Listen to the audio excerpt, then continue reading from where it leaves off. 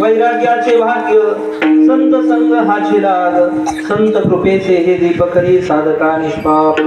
वैराग्याचे भाग्य संत संग हाची लाग, संत कृपेचे हे दीप करी साधका निष्पाप। तोची देवभक्त भेदा भेद नाही जात, संत कृपेचे हे दीप करी साधका निष्पाप। तुका प्रेमे नाचे गाय, तुका प्रेमे नाचे गाय, गाणियात विरोनी जाय, संत कृपेचे हे दीप करी साधका निष्पाप। Vitthal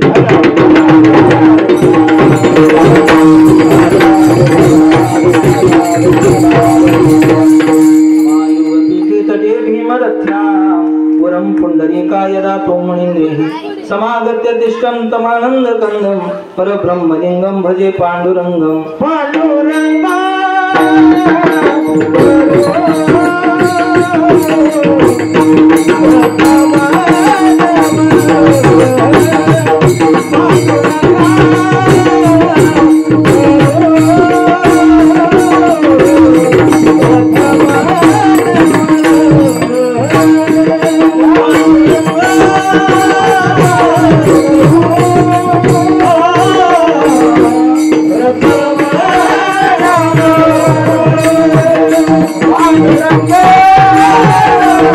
Thank you.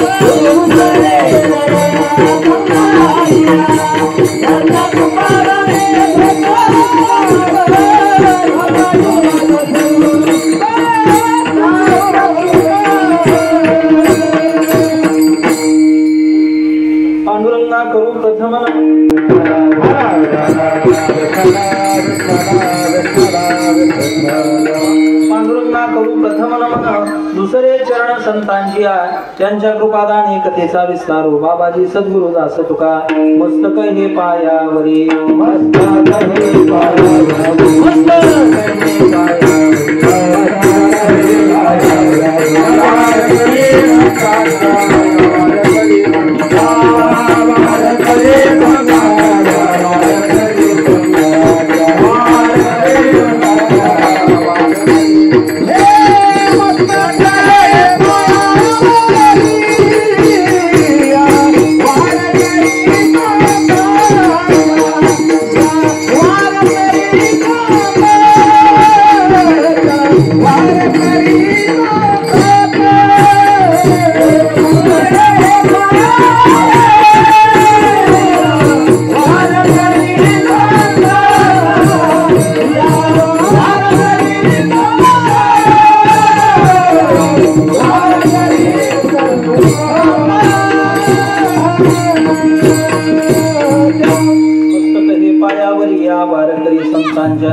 मंगल भवन मंगल हारी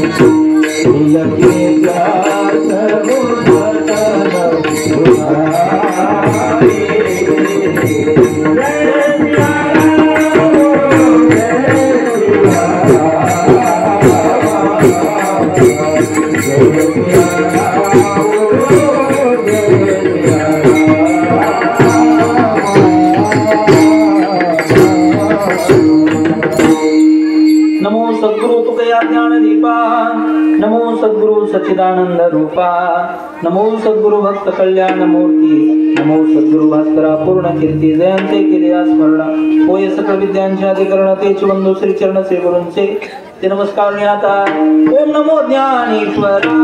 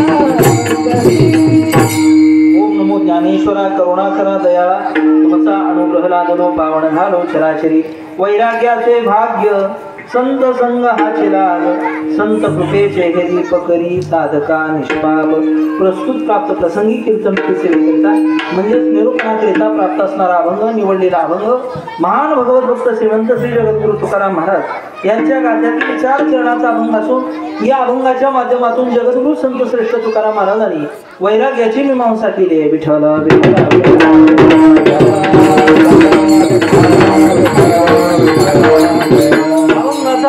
भावार्थ असा आहे, महाराज असं म्हणताय, माझ्या जीवनामध्ये वैराग्याचं भाग्य मला प्राप्त झालेलं आहे आणि तेच खऱ्या अर्थाने माझ्या जीवनातलं भाग्य आहे. ते मला संत संघाने ते भाग्य प्राप्त झालेलं आहे, संतांच्या कृपेनं ते प्राप्त झालेलं आहे. जसं तुमच्या जीवनामध्ये संत कृपेनं ते वैराग्याचं भाग्य प्राप्त झालं, आमच्या सारख्या साधकाच्या जीवनाला त्या संत जीवनाचा काही फायदा होईल का? महाराज म्हटले, तुम्ही जर संतांच्या सहवासात गेले ना तर निश्चित रूपानं संत कृपेचे दीपक आहे. ते साधकाचं जीवन निष्पाप केल्याशिवाय राहत नाही. संत कृपेचे हे दीप करी साधका निष्पाप. असं निष्पाप झालेलं जीवन देवाचा भक्त म्हणून घेण्याच्या अधिकाराचा आहे का महाराज? महाराजांनी व्याख्या केली, देवाचा भक्त कुणाला म्हणावं?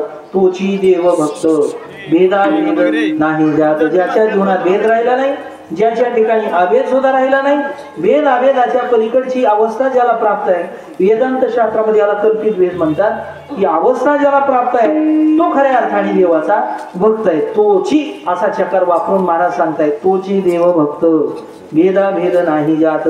संत कृपेचे हे दीप करी साधका निष्पाप. महाराजांना विचारा, अशा पद्धतीनं जे भाग्य तुम्हाला प्राप्त झालेलं आहे, त्या वैराग्याची अनुभूती तुम्ही घेत असताना तुमच्या जीवनामध्ये जो आनंद आहे तो कसा उपभोगता महाराज?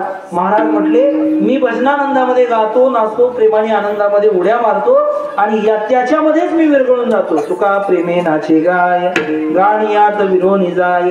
संत कृपेचे हे दीप करी साधका निष्पाप. विठ्ठल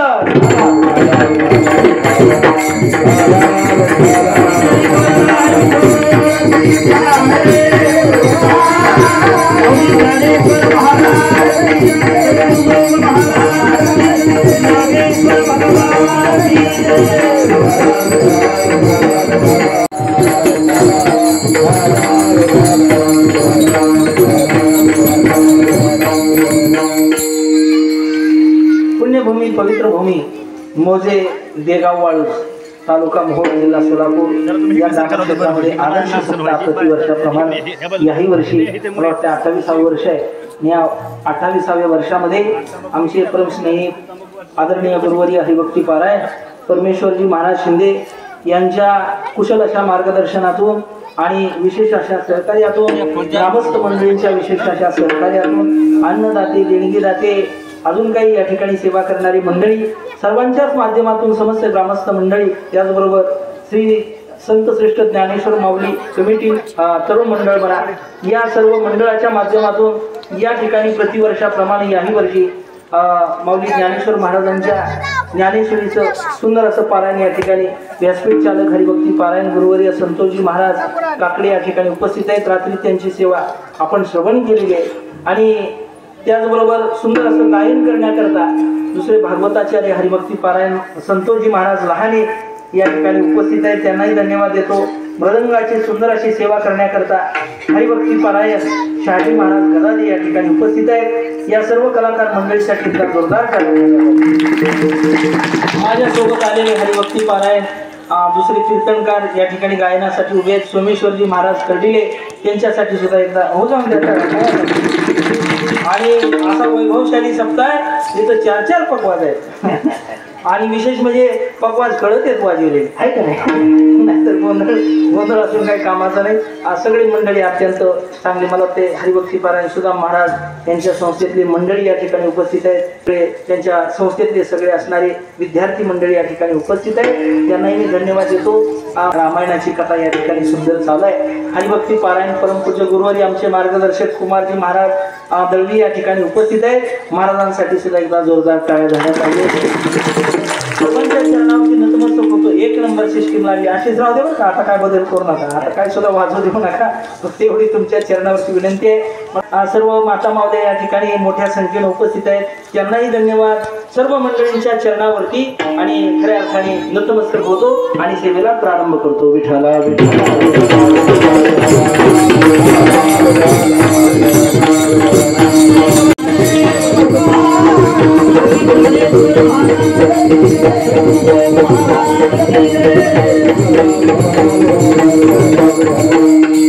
अभंग जगद्गुरु तुकाराम महाराजांचा आहे. या अभंगाच्या माध्यमातून जगद्गुरु संत श्रेष्ठ तुकाराम महाराजांनी वैराग्याची मीमांसा प्रतिपादन केलेली आहे. वैराग्य म्हणायचं कशाला ऐका.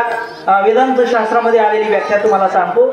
इह लोकापासून ते परलोकापर्यंत अनुकूल मानलेल्या भोगाविषयी असणाऱ्या त्यागाच्या इच्छेला वैराग्य असं म्हणतात. विचारसागरामध्ये व्याख्या आहे. या लोकापासून म्हणजे मृत्यू लोकापासून ते ब्रह्मलोकापर्यंत जे काही आपल्याला अनुकूल असणारी वस्तू आहे त्या अनुकूल असणाऱ्या वस्तूकडे सुद्धा डुंकून न पाहणं, त्याचा त्याग करणं, याला वैराग्य म्हणावं. विठ्ठल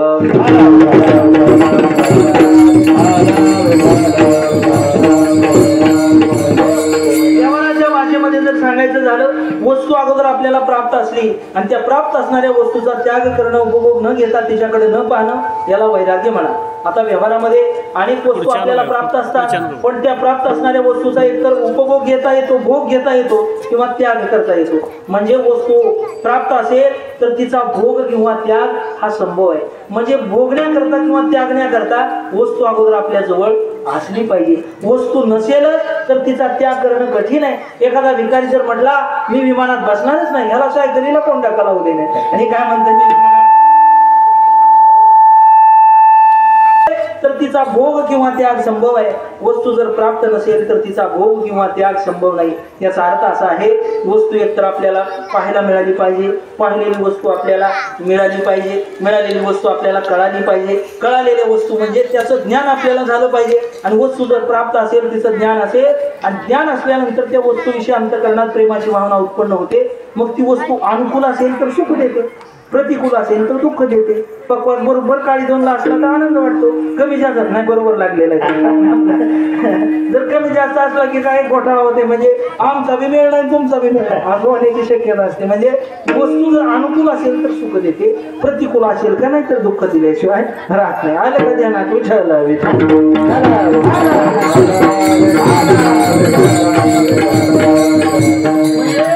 वस्तू नुसती प्राप्त असून सुद्धा उपयोग नाही, तर वस्तूविषयी ज्ञान सुद्धा अत्यंत असणं महत्वाचं आहे. आता ही सगळी मंडळी मृदंग वाजवत आहे, ते लहान लहान पोरं गावातले एखाद्या विद्यार्थ्यांनी पाहिले की किती चांगले मृदंग वाजवायला लागले. उद्या कीर्तन आपणच वाजवायचं गड्या. आणि गेला एखादा पंढरपूर जवळ इथून 60 किलोमीटर वरती पंढरपूरला गेला आणि चांगला 15,000चा मृदंग आणला. येत 15,000 चांगला नाही, 20,000 25,000 का आपल्याला द्यायचं का?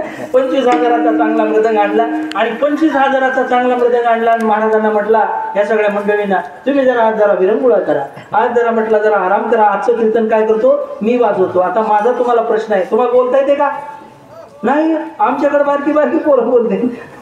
मग ऐका, मी तुम्हाला एक विचारतो, तुमच्याकडं आमच्याकडे मेल्यावर माणसं जाळते, तुमच्याकडे कसं आहे? मेल्यावर जाळते तुम्ही, तुमचं आमचं सारखं नाही. ऐका बघा, एक गोष्ट विचारतो, त्या मुलाला मृदंग घेऊन आलेला आहे, 25,000चा मृदंग त्याने आणलेला आहे. आणि असा 25,000चा आणलेला मृदंग गावातला मुलगा, त्यानं पक्वास शिकलेला नाही, त्याला पक्वासाचं काही ज्ञान नाही, पण तो म्हणतोय आजचं कीर्तन मी वाजवणार आहे. त्याला जमणार आहे का ते वाजवायला? त्याला ते जमेल का?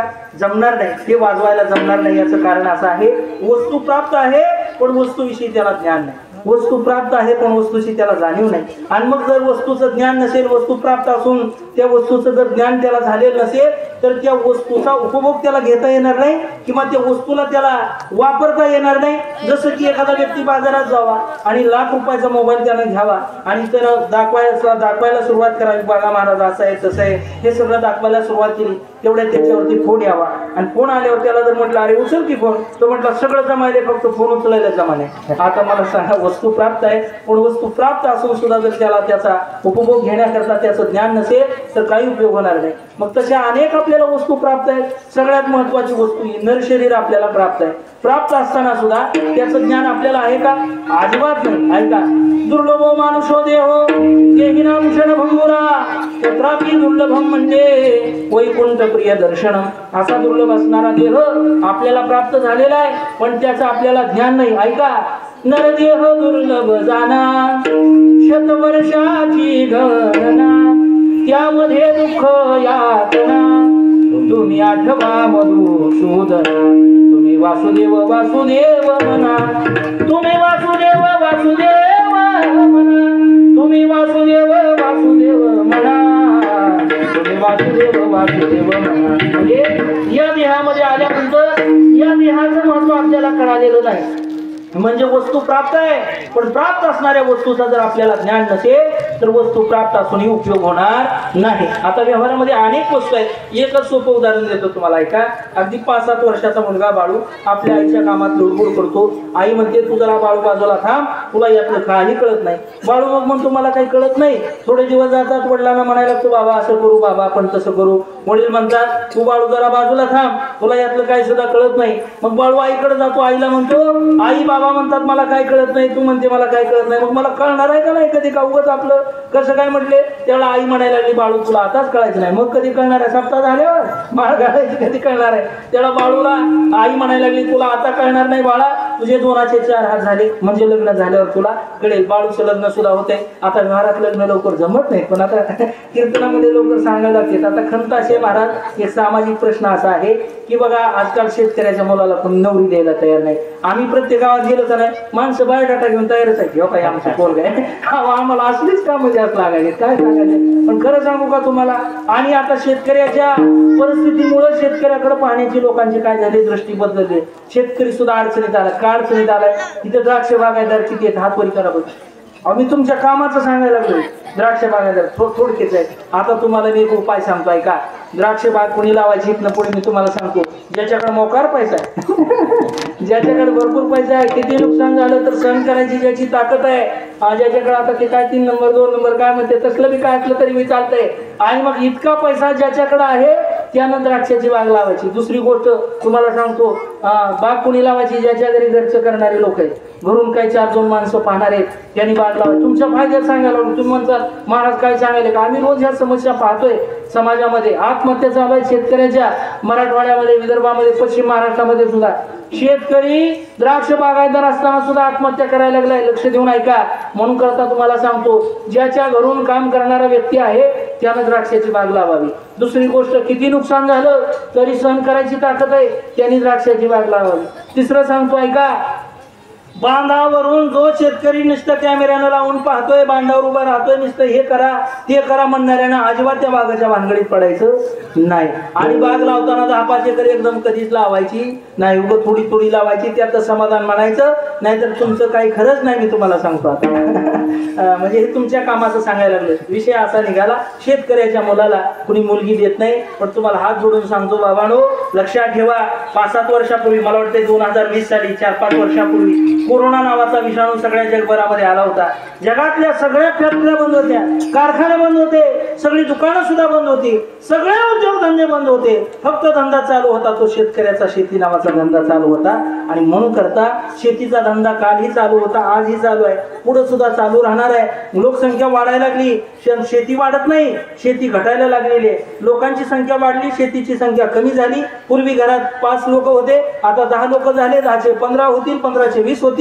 पण जमीन 5 एकर होती, 5ची 2.5 झाली, पुन्हा 1.25 एकरावर येणार आहे जमिनीची. त्या ठिकाणी आकारमान कमी व्हायला लागलेलं आहे, प्रत्येकाची विभागणी झालेली आहे. शेतीला सोन्याचा भाव येणार आहे. लक्षात ठेवा, शेती विकायच्या भानगडीत पडू नका.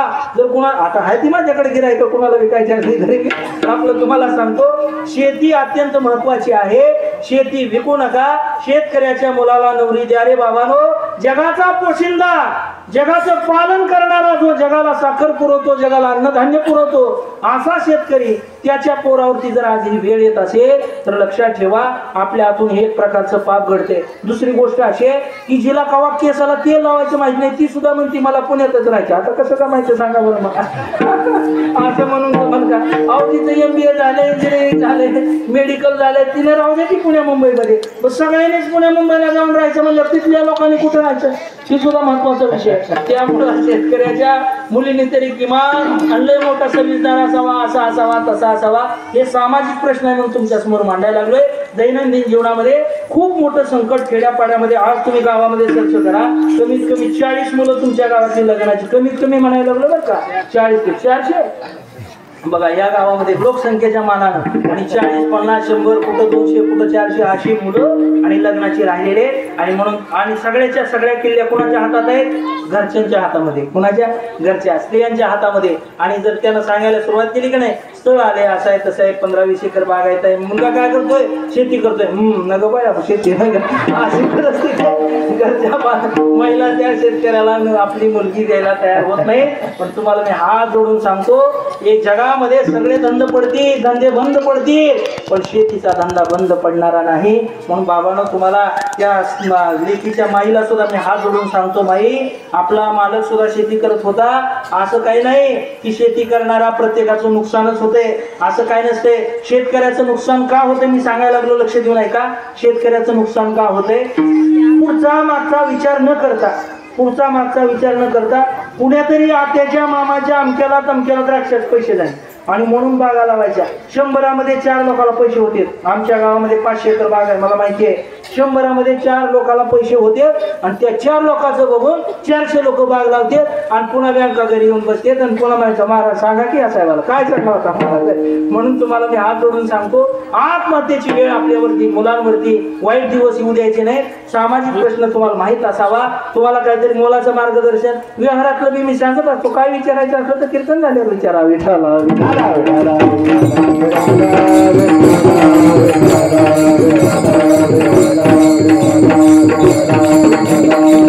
आई म्हणायला लागली, बाळू तुला काही कळत नाही. वडील म्हणतात, बाळू तुला काही कळत नाही. बाळू म्हटला, आई मला कधी कळणार आहे? बाळूच्या आईने सांगितलं, तुला 2चे 4 हात झाल्यानंतर कळेल. बाळूचं लग्न होतंय. बाळू बाहेर गेलेला आहे चौकामध्ये फिरायला. चौकातून घरी येतोय आणि घरी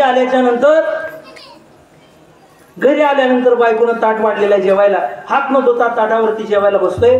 ताटावरती जेवायला बसलेल्या बाळूकडे पाहून बायको म्हणते, तुम्हाला तर काही कळतच नाही. बाळू म्हणतो, मला कळायसाठी तुला आणलेलं आहे आणि तू काय म्हणते मला काय कळत नाही. मग मला कधी कळणार आहे? ती बायको सांगायला लागली, तुम्हाला आताच कळणार नाही, मग कधी कळेल? 2-3 मुलं बाळ झाली का नाही मग कळेल म्हणे. बाळूला मुलं बाळ होत आहेत. बाळूची मुलं बाळ शाळेत जात आहेत. शाळेतून मुलं बाळ नोकरीला लागतात, धंद्याला लागतात. बाळूच्या हातात काठी येते, डोळ्याला चष्मा येतो आणि मग पोरांच्या धंद्यामध्ये लुडबुड करायला बाळू पुढे सरसावतो आणि पोरांना म्हणतो, पोरांनो असं करा, पोरांनो तसं करा. पोरं म्हटली, बाबा तुम्ही जरा बाजूला थांबा, तुम्हाला यातलं काही सुद्धा कळत नाही. आता मला वाटतंय त्या बाळूला हसायचं काय कारण नाही. इथं बसलेले बरेच बाळू कसले बाळू कोणाचं नाव असलं तर काय मनावर घेऊ नका बरं का. अहो बाळू म्हणजे दृष्टांत हा एकदेशी असतो, सर्वांसाठी वापरलेला असतो, काही मनावर घ्यायचं नाही. आपल्याला काय कळालेलं नाही तर लाख मोलाचा देह आपल्याला प्राप्त आहे, तो मिळालेला आहे. भजना करता देवे दिला रे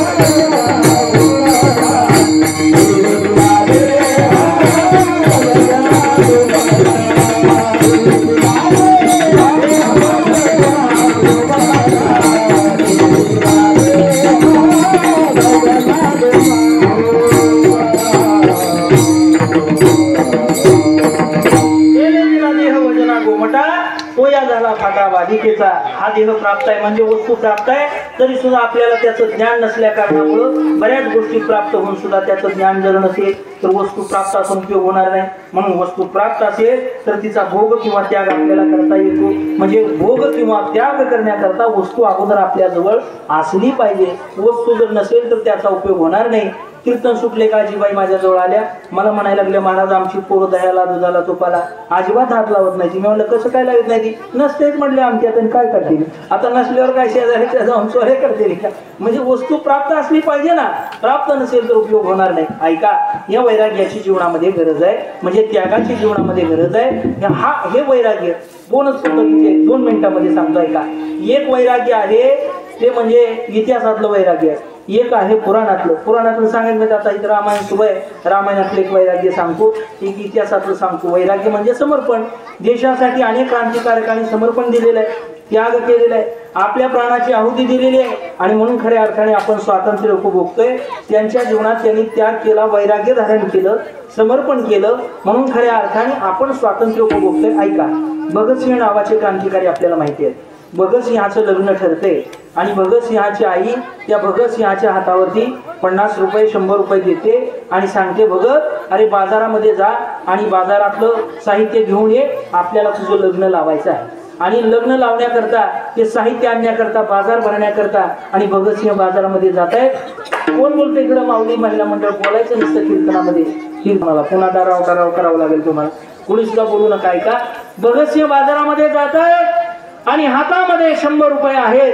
भगतसिंह विचार करतायत, या पैशाचा जर मी बाजार घेतला आणि बाजार घेऊन जर मी घरी गेलो तर मला एका स्त्रीशी लग्न करावं लागेल आणि मी जर एका स्त्रीशी लग्न केलं तर जन्मभर मला एका बाईची सेवा करावी लागेल.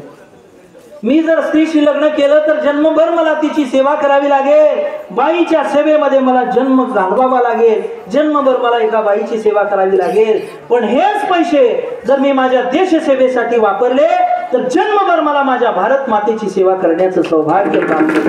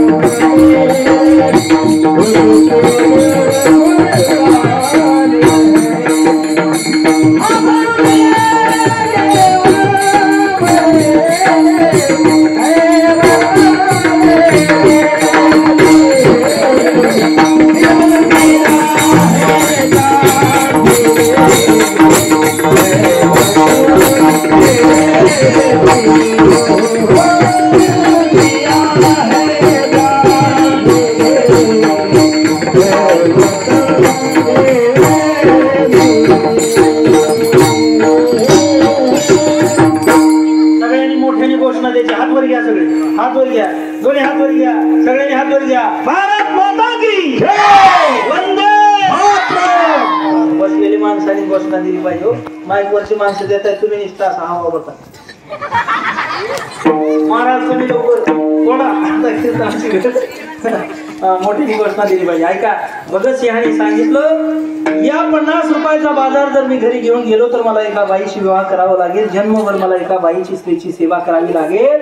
पण हेच पैसे जर मी माझ्या देशसेवेसाठी खर्च केले तर मला जन्मभर माझ्या भारत मातेची सेवा करण्याचं सौभाग्य प्राप्त होईल. हम जिएंगे और मरेंगे ऐ वतन तेरे लिए,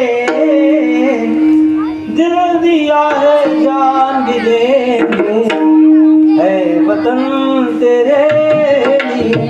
बोलतो मंदिर महाराज. ऐका, भगतसिंह आणि त्या पैशाचं हत्यार खरेदी करतायत, इंग्रजांवरती तुटून पडतायत. एक दिवस त्या भगतसिंहाला अटक होते जेलमध्ये नेल्या जातं, कोर्टामध्ये उभा केल्या जातं. कोर्टातले न्यायाधीश त्यांना फाशीची शिक्षा देत आहेत. मला सांगायचंय समर्पण, मला सांगायचंय वैराग्य, त्याग ऐका. आणि फाशीची शिक्षा दिल्यानंतर भगतसिंहाची आई रडत रडत धावत पळत येते. आईचं प्रेम असतं महाराज लेकरावरती. धावत पळत येते. आईला कुणी तक्रार सांगू द्या लेकराची, आई कधी ऐकून घेत नाही. अहो तुमच्या पोराने असं केलं, काय सांगू नका म्हणले. तुमच्याच पोराने आधी त्याला मारलं असेल म्हणून तर आमचं पोरग तसं करते. आईला काही सांगा, तिला काही खरं वाटत नाही. एक म्हातारी सांगायला लागली आईला त्या लेकराच्या, अगं म्हणली तुझ्या पप्पाने दगड मारला, मरता मरता वाचले, डोक्यात लागला, आता मेली असते. ती आई म्हणायला लागली माझ्या पप्पाने दगड मारलाच नाही, आणि तू कसं काय म्हणते मारला. म्हातारी म्हणते आता तुला काय माहिती, अगं माझ्या पप्पाने जर दगड मारला असता तर नेम चुकलाच नसता. म्हणजे आईचा एवढा विश्वास आहे पप्पावर, एवढं प्रेम असते त्या आईचं आपल्यावरती, एवढं प्रेम असते महाराज, एवढं प्रेम असते. ती आई रडायला लागली, तिनं टाहो फोडला. अरे भगत काय केलंस बेटा तुम्ही, काय केलंस. मला सुनेचं मुख पाहायचं होतं, नातवंडाला मांडीवरती खेळवायचं होतं. अरे बोलू नका रे इकडं पा. आणि मांडीवरती लेकराला खेळवायचं होतं रे, मला नातवंडाला खेळवायचं होतं रे. असं काय रे केलं भगत, तू काय केलंस बेटा हे, असं ती आई म्हणायला लागली. त्यावेळेला भगतसिंह म्हणतात आई रडू नको, आई रडू नको. त्यावेळेला आई म्हणते मला रडू नको म्हणण्याचा अधिकार तुला नाही, कारण तू अजून कोणाचा बापच झालेला नाही. तू जर कोणाचा बाप झाला असतास तर तुला लक्षात आलं असतं आईची तळमळ काय असते, बापाची तळमळ काय असते. जशी आईची तळमळ असते का नाही, तशी बापाची सुद्धा असते. कशी असते महाराज. ओला मंदी माया त्याच्या काळ्या मेघावाणी, दाखविना कधी कुणा डोळ्यातलं पाणी.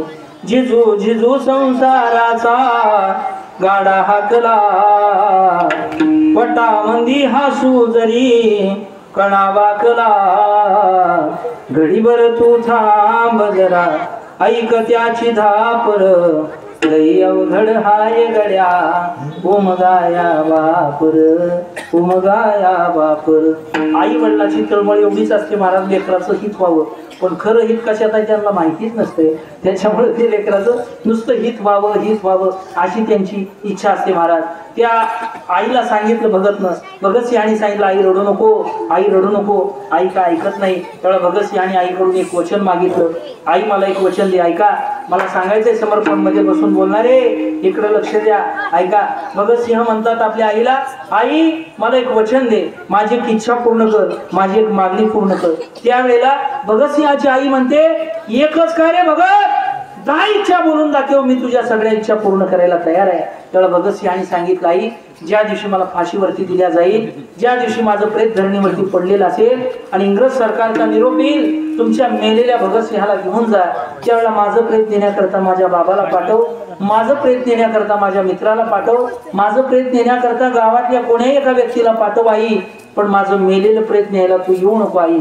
त्यावेळेला आईच्या नेत्रातून अश्रूच्या धारा वाहतात. आई म्हणते अरे भगत तू मेलेला आहेस, तुझा देह धरणीवरती मृत अवस्थेमध्ये पडलेला आहे, ही गोष्ट ज्यावेळेला मला समजेल ना त्यावेळेला तुला मिठी मारण्याकरता माझ्या अंतःकरणाचे 1000 तुकडे झालेले असतील. मी तुला मिठी मारण्याकरता आसुसलेली असेल, तुझ्या तोंडावरून हात फिरवण्याकरता माझं अंतःकरण तिळतिळ तुटलेलं असेल रे भगत. आणि कोणत्या आईला आपला मुलगा मेलेला आहे ही गोष्ट कळते, त्यावेळेला दुःख होत नाही रे भगत. आणि तू म्हणतोस की तुला भेटण्याकरता तुझं प्रेत नेण्याकरता मला येऊ नको असं म्हणतोस रे भगत, असं कशामुळे म्हणतो. त्यावेळेला भगतसिंहाने दिलेलं उत्तर ऐका, समर्पण सांगायचं, इकडे लक्ष द्या. भगतसिंह म्हणतात आई मी मेलेलं ही गोष्ट जर तुला कळाली आणि तू जर मला न्यायला आलीस ना तर त्यावेळेला माझं मेलेलं मुख पाहून तू रडल्याशिवाय राहणार नाही, आणि तुझा चेहरा रडलेला पाहून ते क्रूर स्वभावाचे इंग्रज लोक हसल्याशिवाय राहणारच नाही. आणि मरताना सुद्धा मला त्या इंग्रजांच्या चेहऱ्यावरचं हसू पाहायचं नाही, म्हणून खऱ्या अर्थाने तू माझं प्रेत नेण्याकरता यायचं नाही. किती मोठं समर्पण आहे महाराज, किती मोठा त्याग आहे, किती मोठं समर्पण आहे. जब घायल हुआ हिमालय खतरे में पड़ी आजादी, जब तक थी सांस लड़े वो उन्होंने अपनी लाश बिछा दी. ओ वीर थे भारतवासी, ओ वीर बड़े अभिमानी, जो शहीद हुए हैं उनकी जरा याद करो कुर्बानी. ऐ मेरे वतन के लोगों जरा आँख में भरी लो शहीद हुए हैं उनकी जरा याद करो कुर्बानी। एकदम मोठ्याने घोषणा द्यायची, हातोरी करा, हातोरी घ्या. आता माईक वर कोणी घोषणा देऊ नका, खाली बसलेले त्यांना जेवायला देणार नाही घोषणा. हातोरी घ्या. भारत माता की वंदे. आता हात खाली, अशी घोषणा झाली पाहिजे. विठाला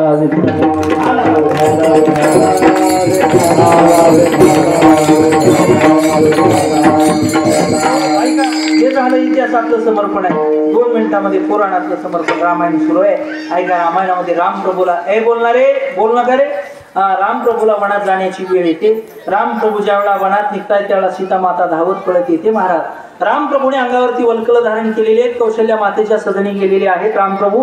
आणि कौशल्या मातेला काहीच माहिती नाही. कौशल्या माता म्हणते, अरे रामा, अरे आज तुझा राज्याभिषेक आहे, अंगावर असली वल्कल हे कपडे कशाला धारण केले? वस्त्र धारण केली पाहिजे होती. असं कसं केलं रे तू?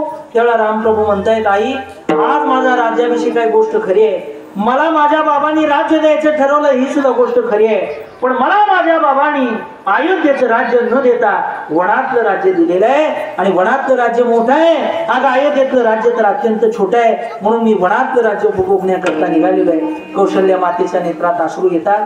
कौशल्या माता म्हणते, अरे रामा, कुणी दिले रे तुला वनातलं राज्य? वनवास झालेल्या माझ्या रामाला ही गोष्ट कौशल्या मातेच्या लक्षात येते. आणि रामप्रभू कौशल्या मातेचा त्या ठिकाणी अनुमोदन घेत आहेत, परवानगी घेत आहेत जाण्याकरता. त्यावेळेला कौशल्या मातेला दोन्ही बाजूला एकीकडे आड आहे, एकीकडे विहीर आहे. रामाला वनामध्ये जाऊ द्यावं तर पुत्राचं प्रेम आडवं येत आहे, आणि नाही जाऊ द्यावं तर रघुकुल रीती सदा चली आई. प्राण जाई परवचन जाई. रघुकुलाची रीत आहे, एकदा दिलेला शब्द तुटला नाही पाहिजे, त्या शब्दाला खोट लागली नाही पाहिजे. महाराज सुद्धा म्हणतायत, शब्दाची आमुच्या जीवाचे जीवन शब्द वाटू जन धन लोका. एकदा शब्द दिला का नाही, माळ टिकवायचा, पुन्हा कधीच माळ काढायची नाही. शब्द दिला पाहिजे. पण आपलं कसं आहे, सप्त्यात वातावरण झालं, घातली माळ, सप्ताह झाला, काढली माळ, अशी परिस्थिती आहे महाराज. असं काय आपलं आपण केलं नाही पाहिजे. एकदा का शब्द दिला, परमार्थाचा दृढ निश्चय केला, तो निश्चय टिकला पाहिजे. त्याला कौशल्या मातेला एका बाजूला पुत्राचं प्रेम आडवं येते, एका बाजूला धर्म आडवा येतो. पुत्राचं प्रेम एका बाजूला आहे, दुसऱ्या बाजूला धर्म आहे. धर्म असा म्हणतो की रामाला वनात जाऊ दिलं पाहिजे. ऐका, माऊली ज्ञानेश्वर महाराज सुद्धा म्हणतायत, अगा स्वधर्म जरी लोपला तरी सर्व सुखांचा थारा मोडला, का दीपासवे हरपला प्रकाश उदयचा. एखादा व्यक्ती अंधारामध्ये चालला आणि त्याच्या हातामध्ये जर दिवा असेल आणि वारं सुटलं, दिव्याचं रक्षण कोणाला करावं लागेल? दिव्याचं रक्षण कोणाला करावं लागेल? गावातल्या गुरुवाला करावं लागेल ना? ज्यानं दिवा धरलाय त्यालाच रक्षण करावं लागेल ना. दिव्याचं रक्षण जर आपण केलं तर पुढे चालून पुढे गेल्यावर दिवा काय करणार आहे? आपल्याला पुढचा मार्ग दाखवणार आहे. दिवा जर विजला तर पुढचा मार्ग दिसेल का? दिसणार नाही. ती म्हणाला आमच्याकडे चार्जिंगची बॅटरी, चार्जिंग तरी करावं लागेल का नाही? त्याला चार्जिंग जरी आपल्यालाच करावी लागेल. म्हणजे दिव्याचं रक्षण आपण केलं तर पुढे चालून दिवा सुद्धा आपलं काय करणार आहे? रक्षण करणार आहे. एखाद्या वेळा आपण शेतामध्ये झाड जर लावलं आंब्याचं, आज झाड लावलं की त्याला उद्या फळं येतात, आहे का नाही? उद्या कटली फळं येते, 4-5 वर्ष त्याला पाणी घालावं लागते, कुंपण करावं लागते, गुराढोरापासून रक्षण करावं लागते, शेळ्या मेंढ्या आल्या की हाकालून लावावं लागते. एवढं 5 वर्ष त्याचं काय करावं लागते? रक्षण करावं लागते. मग आंब्याच्या झाडाला पुन्हा काय लागते? आंबे लागते. मग ते झाड आपलं उन्हापासून रक्षण करते, सावली देते, वाऱ्यापासून रक्षण करते. म्हणजे अगोदर दिव्याचं रक्षण आपल्याला करावं लागेल, पुढे चालून दिवा आपलं रक्षण करेल. झाडाचं रक्षण आज आपल्याला करावं लागेल, झाड पुढे चालून आपलं रक्षण करेल. तसं धर्माचं रक्षण आज आपल्याला करावं लागेल, पुढे चालून धर्म सुद्धा आपलं रक्षण केल्याशिवाय राहणार नाही. धर्मो रक्षती रक्षित आहात म्हणून करता आज धर्माचं रक्षण करायचंय, पुढे चालून धर्म आपलं रक्षण केल्याशिवाय राहणार नाही. विठ्ठल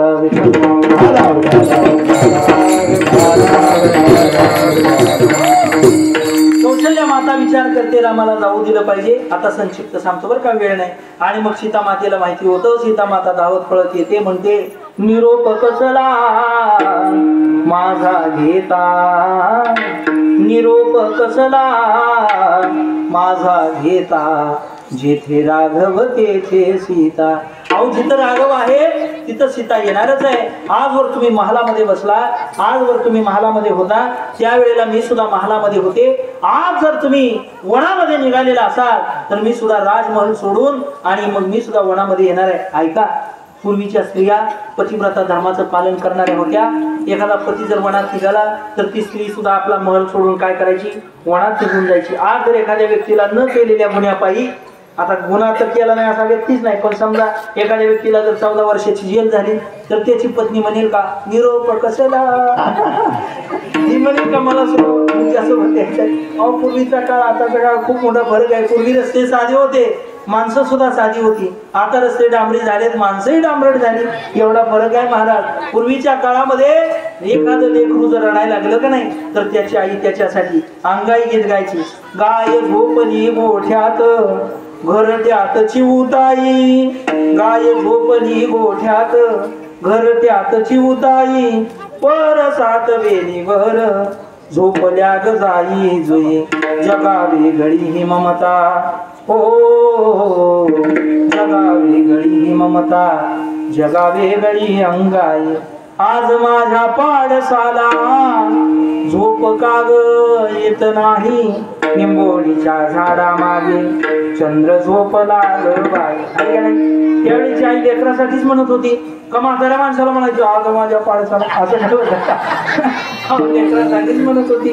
आजची सुद्धा आई लेकरासाठी म्हणेल, परंतु आता तिच्याकडे मोबाईल आलेला आहे. ती काय करते, बाळाला पप्प्याला मोबाईलची सवय लावती, कार्टून वगैरे दाखवती. मग पप्प्याला त्या कार्टूनची सवय लागते. पप्प्या काय म्हणते, कार्टून शिवाय जेवत नाही, हालत नाही, बोलत नाही, डोलत नाही. आणि मग कालांतराने पप्प्या काय ते मोबाईल सोडत नाही, म्हणून आई त्या पप्प्याला मारते का, मोबाईल का सोडित नाही. आता माझा प्रश्न आहे तुम्हाला, कार्टूनची सवय पप्प्याला मोबाईलची सवय कोणी लावली? आईने लावली. आणि मारती कोणाला? मोबाईल सोडत नाही म्हणून पप्प्याला. मग पप्प्याचा दोष आहे का आईचा? आईचा. मग मार कोणाला दिला पाहिजे?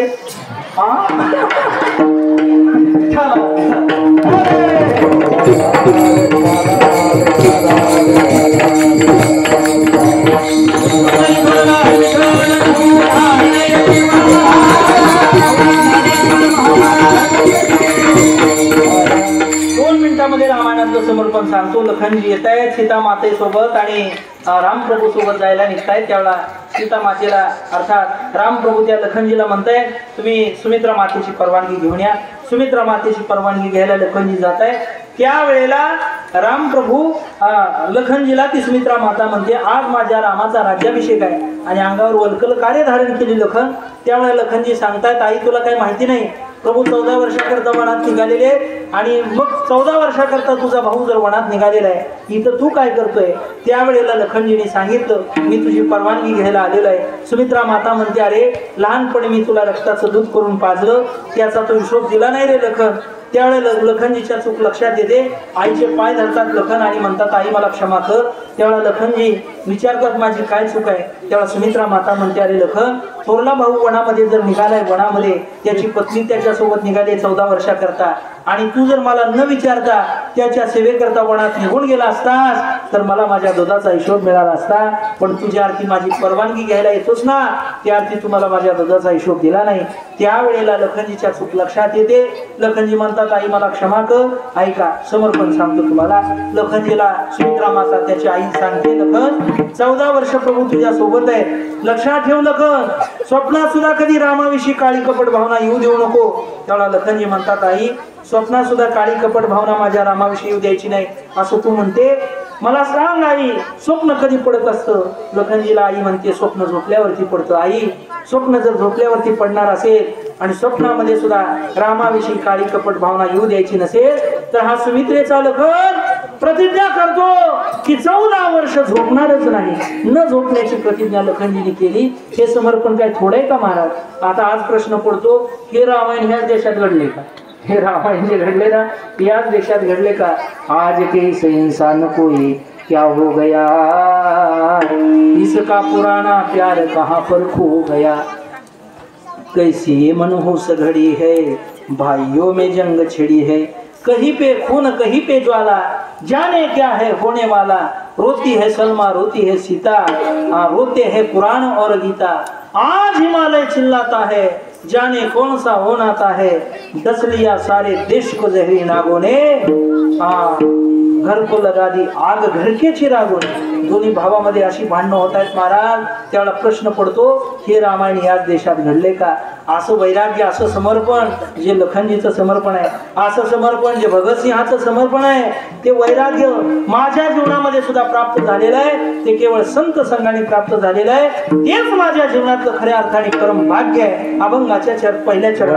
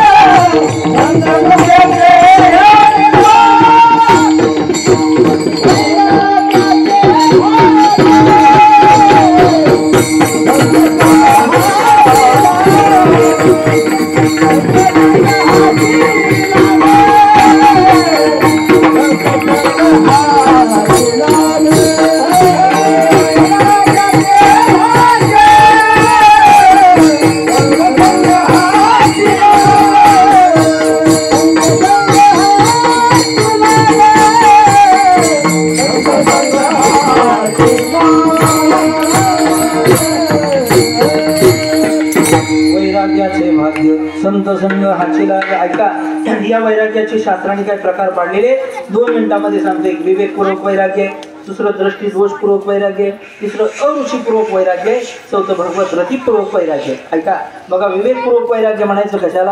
हा विवेकी पुरुष आहे का नाही, त्याची व्याख्या करताना विचारसागरामध्ये अशी आलेली आहे की आत्मा सत असून तत् व्यतिरिक्त असणारे सर्व जगत हे असत आहे, असा दृढ निश्चय ज्याचा झालेला आहे त्याला विवेकी पुरुष म्हणतात. अर्थात चांगलं बरं वाईट ज्याला कळतंय त्याला विवेकी पुरुष म्हणा. ऐका, म्हणजे विचार करण्याची कुवत ज्याच्याकडे आहे त्याला विवेकी पुरुष म्हणा. मग विचार करण्याची कुवत प्रत्येकाकडे असते, पण ती विचार कृतीमध्ये आणत नाही. बऱ्याच वेळा माणसं नुसता विचारच करते, पण त्या विचारावर कोणती कृती करत नाही. कीर्तनामध्ये एकदा आम्ही असं सांगितलं, त्या गावातला एक व्यक्ती रोज विचार करायचा, दारामधून त्याच्या 5 म्हशी चरायला जायच्या आणि त्यातल्या एका म्हशीची शिंग गोल गोल आकाराची. त्यानं विचार करायचा, त्या म्हशीच्या इकडल्या शिंगातनं जर उडी मारली का नाही, पलीकडे मी निघाल्याशिवाय राहतच नाही. आणि त्यानं 6 महिने विचार केला. संध्याकाळी आमचं कीर्तन गावात झालं. आम्ही सांगितलं नुसता विचार करू नका, विचार कृतीमध्ये आणा. त्यानं विचार केला, नुसता विचार करून भागायचं नाही, मग उड्या हाणल्या पाहिजे. कुठं? म्हशीच्या शिंगामध्ये. आणि म्हशी चरायला निघाल्या. दुसऱ्या दिवशी सकाळी गोल गोल आकाराच्या शिंगाची म्हैस बघितली. याला रात्रीचं कीर्तनच आठवलं. यानं 2 दिवशी उडी मारली. कुठं? म्हशीच्या शिंगामध्ये. म्हैस आता उदळी. म्हैस काय साधी सुधी होती, वय त्या गावची म्हैस होती. आणि लागली पळायला वाट्याला, मारुतीच्या देवळाला, पांडुरंगाच्या देवळाला, नागेश्वराच्या देवळाला, तिकडं परमपूज्य शिवशास्त्री महाराजांच्या समाधी मंदिराकडे सगळीकडे धावायला लागली. सगळ्या गावातलं भजनी मंडळ गोळा झालं. कसं तरी म्हशीला धरलं. ह्याच्या 5 सगळ्या बरगड्या मोकळ्या झाल्या होत्या. त्याला कसं तरी ओढून काढलं. लोक म्हणाले, रामभाऊ तुम्हाला काय कळते पण आहे का नाही, आता म्हशीच्या शिंगात उड्या हाणीत असते.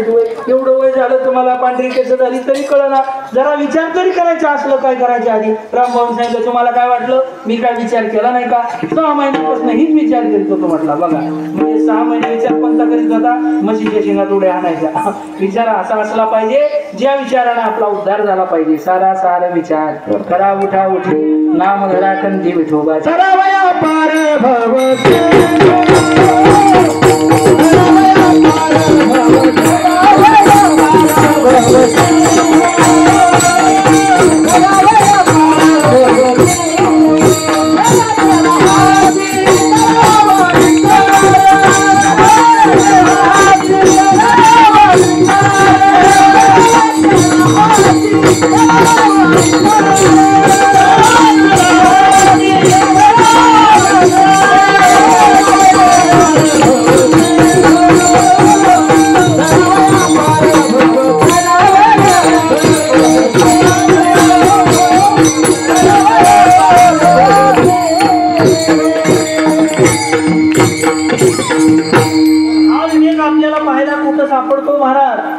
तुळशीदास गोस्वामी एका ठिकाणी वर्णन असं करताय, बिन सत्संग विवेक न होई.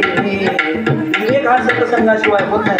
अजून आपल्या ज्ञानेश्वरीमध्ये ऐका, चंद्रू तेथे चंद्रिका, शंभू तेथे अंबिका, संत तेथे विवेका. असणे तिजे जिथं संत महात्म्यांची सेवा आहे, जिथं संतांचे चरण आहे, तिथं विवेकाची प्राप्ती होतेच होते. मग विवेकाची गरजच काय महाराज? विवेकाचं वैराग्याचे बळ धगधगीत ज्वाळ अग्नी जैसा.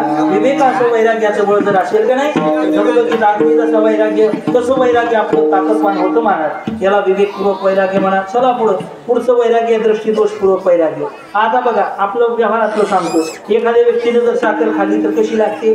साखर गोड लागते, आहे का नाही? तुमच्या घरी खाल्ली काय, आमच्या घरी खाल्ली काय, अंधारात खाल्ली काय आणि उजेडात खाल्ली काय, घरी खाल्ली काय आणि कारखान्यावर खाल्ली काय, साखर कशी आहे? गोडच आहे. आता गोड असणारी साखर डायबिटीज झालेल्या व्यक्तीला जर पाव किलो साखर खाऊ घातली तर सकाळपर्यंत त्याचं राम नाम सत्य झाल्याशिवाय राहणारच नाही. त्याच्या दृष्टीनं साखर ही कशी आहे? गोड आहे का? त्याच्या दृष्टीनं साखर अत्यंत घातक आहे, गंभीर. गोड नाही तर कडूच आहे, त्याला त्रास देणारी प्रतिकूल आहे. म्हणजे त्याच्या दृष्टीमध्ये दोष आहे. त्याला खऱ्या अर्थाने एखाद्या कावीळ झालेल्या व्यक्तीला जसा दृष्टीमध्ये दोष आहे, तसं डायबिटीज झालेल्या व्यक्तीला साखरेविषयी काय आहे? प्रतिकूलता आहे. म्हणून तो त्याच्यापासून लांब राहतो. त्यालाच मला दृष्टीदोषपूर्वक वैराग्य. चला पुढं अरुचीपूर्वक वैराग्य.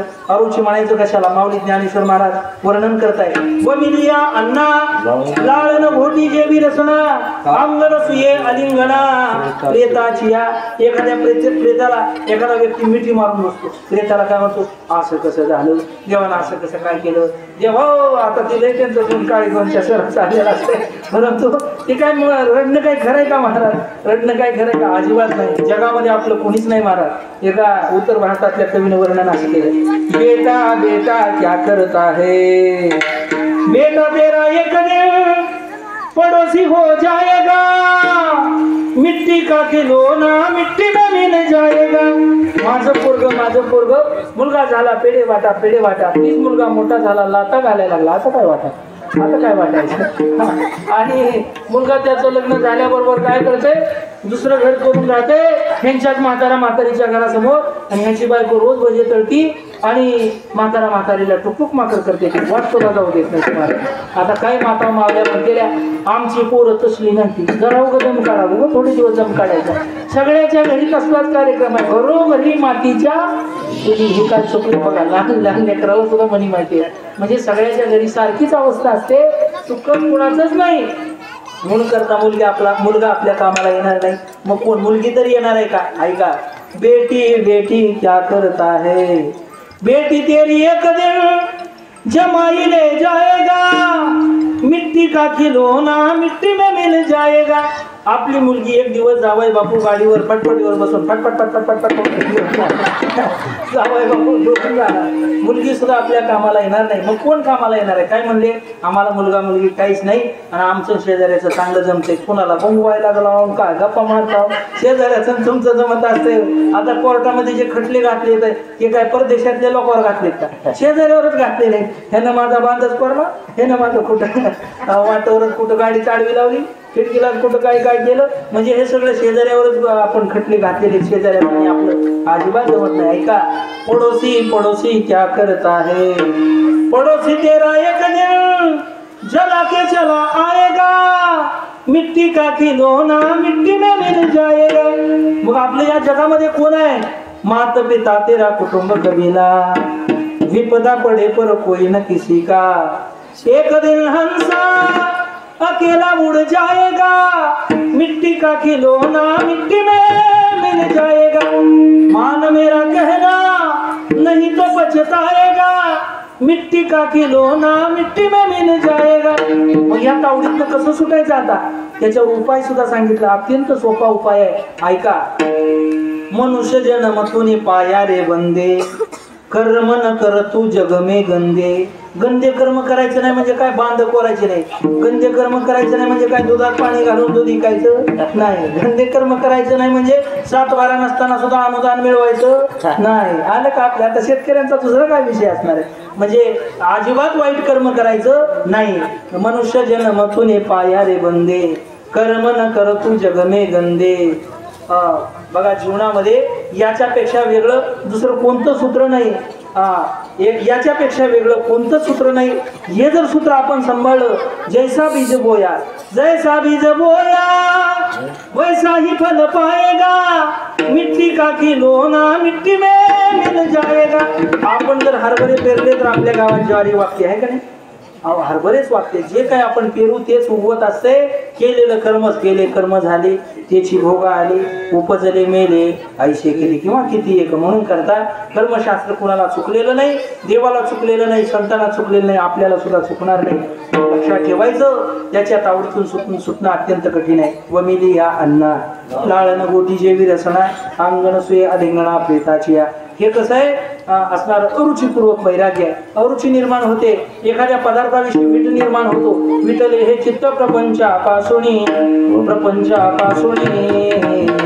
वमनते मनी बरसलेसे, वमनते मनी बरसलेसे. एखाद्या विषयाकडे पाहिल्यावर ओकारी व्हावी असा प्रपंचाचा वीट यावा, त्याला म्हणायचं अरुचीपूर्वक वैराग्य. पण भली माणसं आहेत आपल्या आमच्या भागात महाराज, तुम्हाला माहिती नाही, असली चिमट धरून फिरणी करणारी माणसं आहे ती. काय सांगू तुम्हाला, एक आजीबाई आली कीर्तन सुटल्यावर, 85 वर्षाचं वय, म्हणली महाराज मला माळच घालावी वाटते. मी म्हणलं आजीबाई इतक्या दिवस माळ घातली नाही, आता तरी का माळ घालायच्या, का करावं, चावा नाही म्हणजे आता.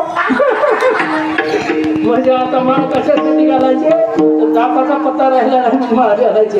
त्या विषयावरची आसक्ती कमी झालेली नाही. अरुचीपूर्वक वैराग्य. शेवटचं ते भगवत रतीपूर्वक वैराग्य. भगवान परमात्म्याच्या प्रेमाने अंतकरण त्या ठिकाणी निर्मळ होऊन जातं आणि भगवंताच्या प्रेमाचा जरा व्हायला लागतो आणि मग वैराग्याची निर्मिती होते.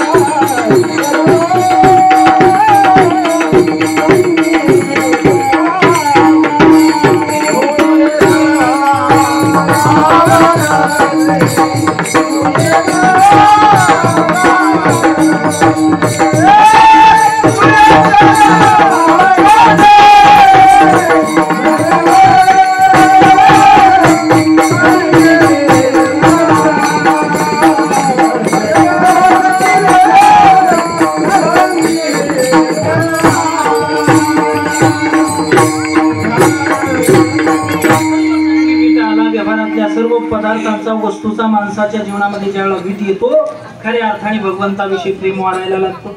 भगवान परमात्म्याविषयी अंतःकरणामध्ये प्रेमाची वृद्धी होते आणि भगवान परमात्मा जवळचा वाटायला लागतो. भगवत रतीपूर्वक वैराग्य तिथं निर्माण होतं आणि त्याच्यामुळं प्रेमाने एका परमार्थ करणाऱ्याच्या दोनच पद्धती, एक तर ज्ञानाने परमार्थ करणारी मंडळी किंवा एक तर दुःखाने परमार्थ करणारी मंडळी.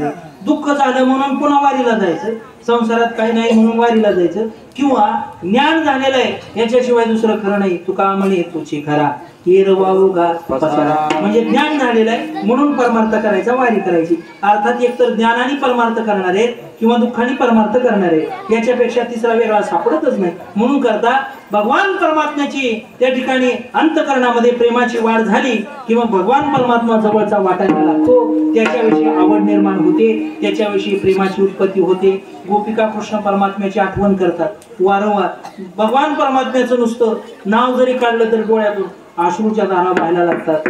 आनंद रे मना प्रेमे पाझरती लोचन, आनंद रे मना प्रेमे पाझरती लोचन, लागनिया छंद मनाला लागनिया छंद छंद छंद गोविंद गोविंद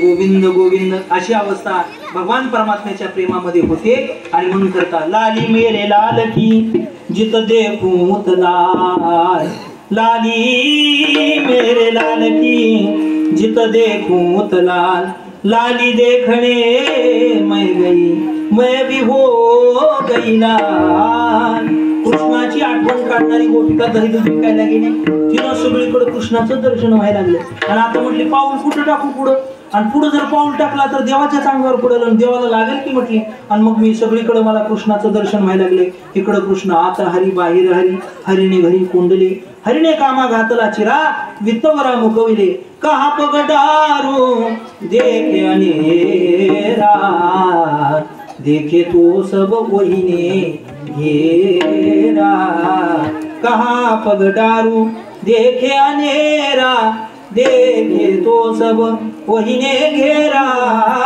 अर्थात कृष्णाचं दर्शन तिला सगळीकडे व्हायला लागलं सर्वांगठी राम देहादेही सूर्यप्रकाश सहस्र रश्मी अशी अवस्था तिची झाली म्हणजेच याला म्हणायचं भगवत रतीपूर्वक वैराग्य भगवत रतीपूर्वक म्हणजे प्रेमाने उत्पन्न होणारं वैराग्य विवेकपूर्वक वैराग्य दृष्टीदोषपूर्वक वैराग्य अरुचीपूर्वक वैराग्य आणि भगवत रतीपूर्वक वैराग्य या वैराग्याची निर्मिती किंवा प्राप्ती मला संत संघाने झालेली आहे तेच माझ्या जीवनातलं भाग्य असं महाराजांनी सांगितले आता ऐका आपल्या जीवनामध्ये वैराग्याची गरज का आहे माऊली ज्ञानेश्वर महाराज असं म्हणतायत ते हे विषय वैराग्य आत्मला भाग्य सौभाग्य जेणे ब्रह्मानंद योग्य जीवहोती किंवा होती जीव जीवनामध्ये वैराग्याची गरज इतकी महत्वाची आहे महाराज त्याच्याशिवाय ब्रह्मानंदाची प्राप्ती होणार नाही किंवा ते टिकणार नाही जसं की ऐका एखादा व्यक्ती जर जंगलामध्ये गेला जंगलामध्ये जाऊन त्यानं काय केलं वाघिणीचं दूध आणलं आता तुम्हाला फार लांबी जायची गरज नाही तर बिबट्या वगैरे आमच्या परिसरात रोज फिरायला तिकडे तुम्हाला कोणाला वाटलं का नाही काही दूध वगैरे त्या वाघिणीचं काढावं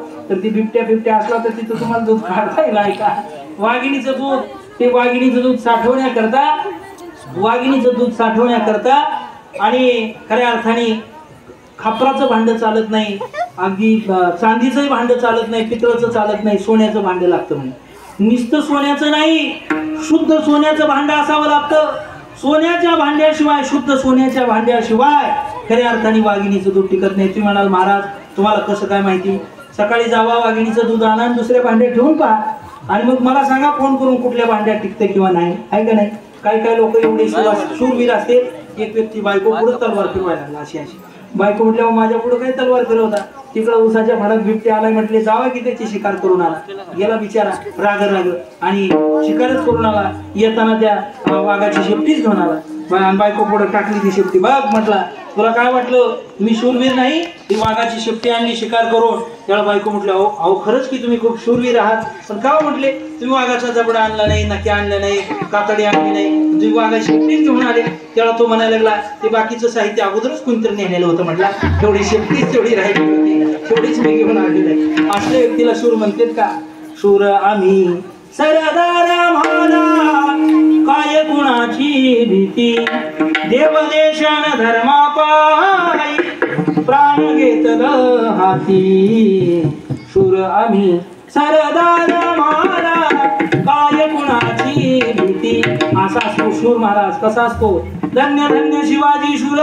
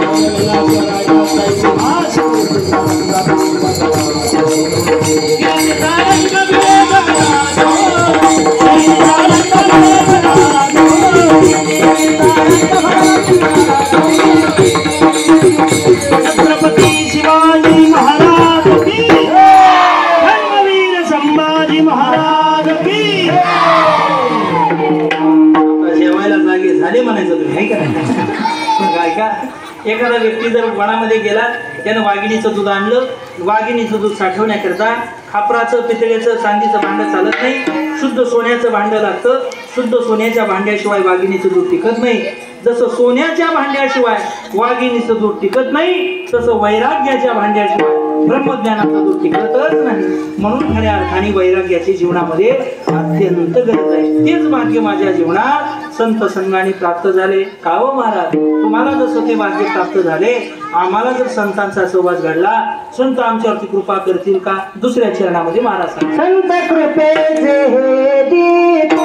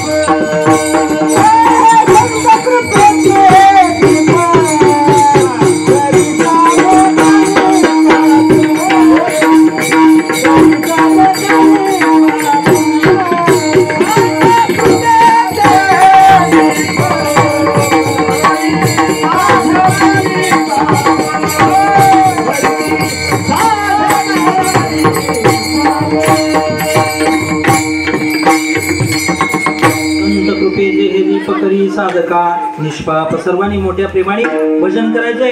खाली बसलेले हात वरी घ्या, मोठ्या प्रेमाने हात वरी घेऊन मोठ्या प्रेमाने भजन करायचं. का हो, तुमच्या गावामध्ये ते मुख्यमंत्र्यांनी पगार चालू केलेली चालू आहे का हो? महिला मंडळींना पगार चालू झाली का? हात वरी घ्या ना, सांगायला हात वरी घेऊन बघा. हा, चालू केली ना, पगार झाले. डिसेंबरचा हप्ता जमा झालाय ना तुम्हाला? जमा झालाय. तुम्ही काय कामाला गेले का? कुठं कुठेही कामाला गेले नाही, काय नाही. फुकटचे पैसे तुम्ही आणले 10,000 रुपये.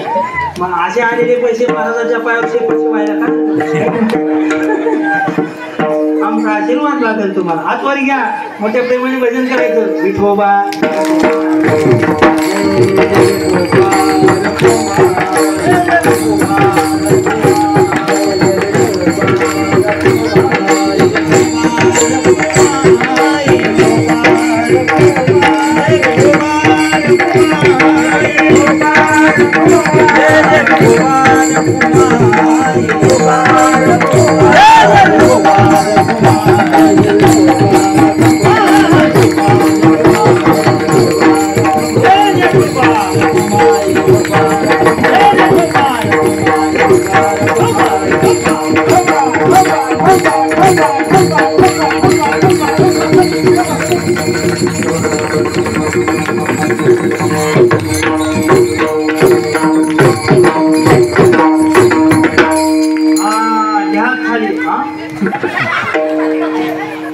वेळ संपली आपली. संत कृपेचे हे दीप करी साधका निष्पाप. संत कृपेचे दीप आहे. साधकाचं जीवन निष्पाप करताय. तिथं माता मावल्या बसलेले आहेत. माता मावल्यांना विनंती आहे, आता मी एक भजन म्हणणार आहे. पाठीमागं म्हणायचं, मी नामदेव जनाबाई म्हटलं की तुम्ही काय म्हणायचं? सोपान काका मोठ्याने म्हणायचं. ज्याचं जास्त या ठिकाणी आवाज निघणार आहे, पुन्हा पुरुष मंडळी सुद्धा म्हणणार आहे, ज्यांचा जास्त आवाज निघणार आहे त्यांना बक्षीस देणार आहे. बक्षीस गुपित आहे, पुन्हा सांगतो जाताना. जरा मोठ्याने म्हणायचं. ऐका, महिला मंडळी अगोदर, महिला मंडळी. हा, महिला मंडळी हा बघा मी पुढे म्हणतो काय म्हणतो नामदेव जनाबाई तुम्ही काय म्हणायचं सोपान काका सगळ्या महिला नामदेव जनाबाई असला गोड घालायचा नसते हा पुन्हा कुठं सुद्धा न्यायची नाही ती मानतात मागे पुढे म्हणायचं नाही सगळ्यांनी एक साथ सगळ्याचा आवाज एक आला पाहिजे सगळ्याचा आवाज एकच आवाज आम्ही तुमच्यासाठी रात्र दिवस फिरतोय 2 वेळा मला वाघ आडवा गेलाय गाडीला काय सांगायचं पण मी त्याला म्हणलं तुझा माझा धंदा सारखाच आहे कसा म्हणजे तुम्ही राज्याला फिरतो आम्ही सुद्धा रोज राज्याला फिरतो बरं तू सुद्धा तुझ्या पोटा पाण्यासाठी फिरतो आम्ही सुद्धा आमच्या ऐका नाही पोटा पाण्यासाठी फिरतो बरं तुला सुद्धा कसं आहे कुठलंही गाव असू दे कोणतंही कसलाही कार्यक्रम तुला सारखाच आम्हाला सुद्धा सगळी गावं सारखीच आहे जवळजवळ तुझ्यामध्ये आणि आमच्या धंद्यामध्ये कसं आहे साम्यच आहे असू दे म्हणलं ती सोडून ती म्हणला जावा महाराज तुम्ही तुमच्या गावाला मी माझ्या गावाला आम्ही एवढी रिस्क घेऊन फिरतोय तुम्हाला जर भजन म्हणायला काय होते मोठ्याने भजन म्हणायचं ऐका सगळ्याचं एक आलं पाहिजे हा नामदेव जनाबाई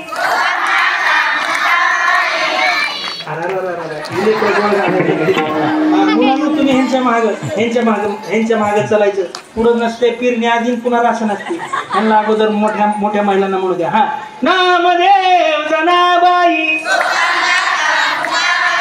नामदेव जनाबाई नामदेव जनाबाई चष्म्यावाली आजी म्हणत नाही आमच्या कॅमेराला म्हणून सुद्धा काम करतो हा मोठ्याने मोठे आहे का नामदेव जनाबाई नामदेव जनाबाई वा महिलांसाठी एकदा जोरदार काय वाजव तुमच्या आवडीचं भजन सांगता का मी पुढे म्हणू ज्ञानोबाराया तुकोबाराया म्हणायचं का ज्ञानोबाराया माझ्या तुकोबाराया म्हणा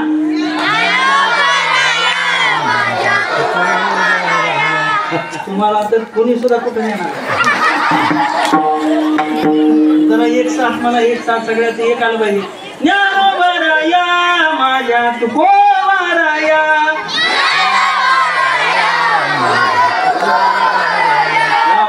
ज्ञानोबाराया माझ्या तुकोबाराया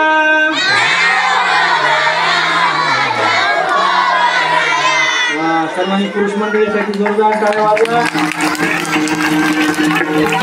महाराज आपल्या देगावचं खऱ्या अर्थाने या गावामध्ये नागेशाचा वास आहे या गावामध्ये परमपूज्य संत श्रेष्ठ शिपलागिरीजी महाराजांचा निवास आहे या गावामध्ये वारकरी मंडळ आहेत या गावामध्ये अखंड रामायण चालू आहे या गावामध्ये भक्त भावार्थ रामायण पेठ चालवणारे हरिभक्ती पारायण परमेश्वरजी महाराज या ठिकाणी आमचे मार्गदर्शक आहेत गुरुवर्य तुम्हा सगळ्यांना घेऊन परमार्थाची ही गंगा ओतप्रोत गावातून रोज वाहते आहे महाराज गंगा वाहते फक्त आपण हात धुवून घ्यायचे त्याच्यामध्ये नाहिलं पाहिजे त्याच्यामध्ये आंघोळ केली पाहिजे त्याच्यामध्ये हात धुवून घेतला पाहिजे या हरिनामामध्ये बोलणं काय इकडे पाठीमागचे लोक अखंड हरिनाम सप्ताह ग्रंथराज ज्ञानेश्वरीचं पारायण काकडा आरती विष्णू सहस्रनाम रामायणाची कथा त्यानंतर संध्याकाळी हरी कीर्तन हरी जागर हा उपक्रम महाराज खूप मोठे भाग्यवान आहे आपण खऱ्या अर्थाने खूप मोठे भाग्यवान आहे भरतखंडे नरदेह प्राप्ती हे तो परम भाग्याची संपत्ती या माऊलींच्या कुशीमध्ये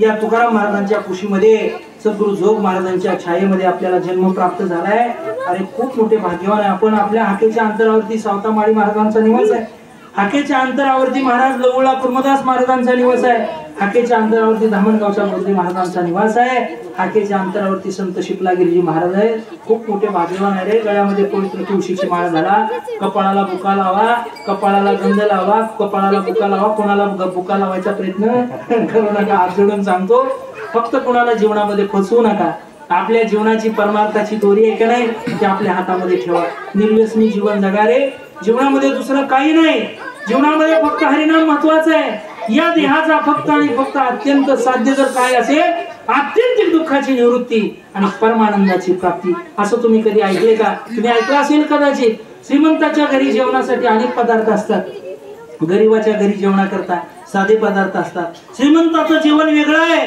गरीबाचं जेवण जरा वेगळं आहे श्रीमंताचं घरदार मोठा आहे वेगळं आहे गरीबाचं घरदार वेगळं आहे अहो श्रीमंताची गाडी सुद्धा वेगळी आहे गरिबाची गाडी सुद्धा वेगळी आहे, श्रीमंताच्या कार्यक्रमातला मंडप सुद्धा वेगळा आहे, गरिबाच्या कार्यक्रमातला मंडप सुद्धा वेगळा आहे. पण असं कधी तुम्ही ऐकले का श्रीमंताला वेगळ्या स्मशानात नेल्या जाते आणि गरिबाला वेगळ्या स्मशानात नेल्या जाते? असं कधी तुम्ही ऐकलं नसेल गड्यानो. सगळ्यांना तिथंच जाळल्या जाते, तिथंच नेल्या जाते, त्या स्मशानामध्ये नेल्या जाते. म्हणून करता या मातीमधून आलेलो आहे आपण, याच मातीमध्ये आपला शेवट होणार आहे. लक्षात ठेवा. अभिमान कशाचा धरायचा? किती मोठं घर बांधलं म्हणून अभिमान धरायचा का? आपल्या घराचा पाया किती खोल आहे याच्यापेक्षा सुद्धा, आपल्या घराच्या भिंती किती मोठ्या आहेत याच्यापेक्षा सुद्धा, आपल्या घराचं छप्पर किती मोठं आहे याच्यापेक्षा सुद्धा, आपल्या घराची इमारत किती मोठी आहे याच्यापेक्षा सुद्धा आपल्या घरात राहणाऱ्या माणसाची मन किती मोठी आहे हे अत्यंत महत्वाचं आहे रे. साधू संतांनी घेऊन ठेवलेली ज्ञानेश्वरी एक गाथा आहे. एखाद्याला वाचता येत नाही, नुसतं ज्ञानेश्वरीवरून बोट फिरवा. ज्ञानेश्वरीची शपथ घेऊन सांगतो, मरेपर्यंत ती तुमचं बोट सोडणार नाही. बघा, लक्षात ठेवा. म्हणून करता गाथा ज्ञानेश्वरी हेच आपल्यासाठी माऊली आणि तुकाराम महाराज आहेत. याच्यापेक्षा वेगळा परमार्थ करायची काही गरज नाही, याच्यापेक्षा वेगळा परमार्थ नसतो. म्हणून खऱ्या अर्थाने महाराज भजनामध्ये दंग होत आहे. तुका प्रेम हे नाचे गाय, गाणियात विरोणी जाय, संत कृपेचे हे दीप करी साधका निष्पाप. ज्ञानेश्वर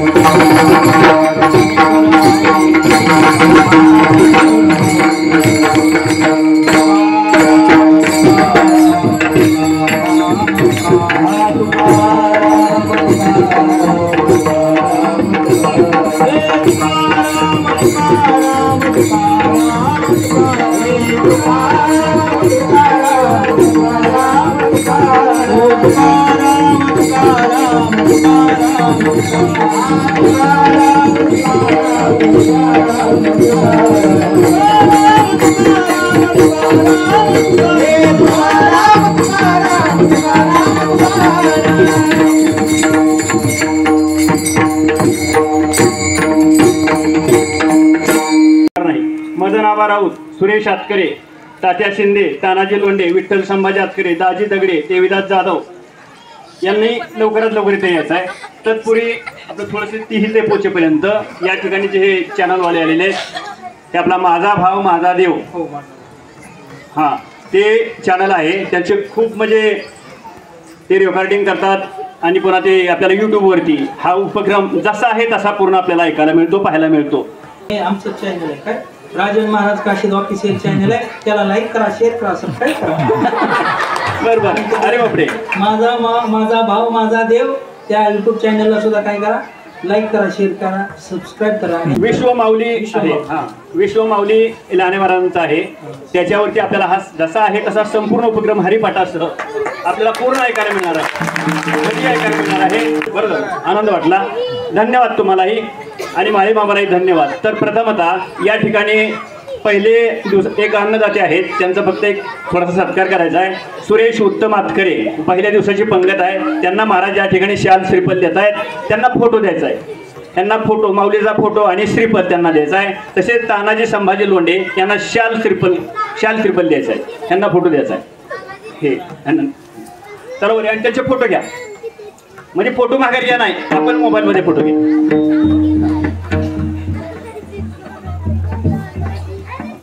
हा हरी विठ्ठल श्री ज्ञानदेव तुकाराम.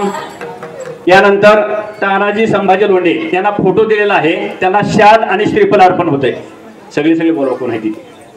हा मदन आबा लवकरात लवकर इकडे या. मदन आबाचं कोणी असेल ते प्रतिनिधी स्वरूपात कोण असेल ते या. आबा नसतील. हे महाराज संध्याकाळचं मोठं अन्नदान करतात. 20-25 हजार रुपये पंगतीचा खर्च आहे आणि हे करतायत. हो. तसेच अल्पहार तात्या शिंदे लवकरात लवकर यायचं आहे. विठ्ठल दादा आजचे अन्नदाते, विठ्ठल संभाजी आतकरे आजचे दुपारचे अन्नदाते, दाजी दगडे, कुंडली खबरदे हरी विठ्ठल श्री ज्ञानदेव तुकाराम. विठ्ठल दादा लवकर या. देवीदास जाधव आजचा अल्पहार.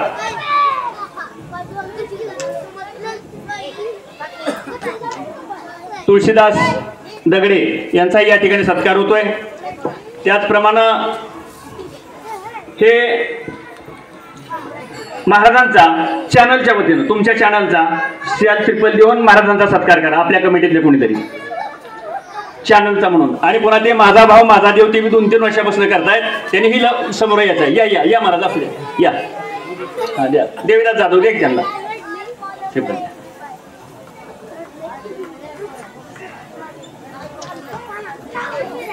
हे 2 दिवसाचे अन्नदाते आहेत. विठ्ठलदादा आले का? आले का? हा विठ्ठलदादा कुठे आहे? विठ्ठलदादा या पुढं. श्री ज्ञानदेव तुकाराम विठ्ठल या हरिभक्तपरायण पोपट महाराज माळी यांनी आपली लक्ष्मण शक्ती करमाळ्याची त्यावेळेपासून म्हणजे ते आपल्यात कंटुणे आहेत आणि प्रत्येक ठिकाणचे कार्यक्रम ते करतात. त्यांचा कधीच त्यांना श्रीफल देखील आपण दिलेलं नाही, पण आज त्या ठिकाणी त्यांना शाल आणि श्रीफल देण्यात येते. आता या ठिकाणी ह्यांचा दिला का? महाराजांचा केला का? महाराजांना दिलं का? दिलं का? बरं हां ये रे ये रो. विठ्ठल श्री ज्ञानदेव तुकाराम. कालचे आणि आजचे अन्नदातेचे सत्कार झालेत. कुणी राहिले असेल तर क्षमस्व. या ठिकाणी आजची जी हरिकीर्तनाची सेवा आहे अतिशय उत्तम झाली मी म्हणण्यापेक्षा.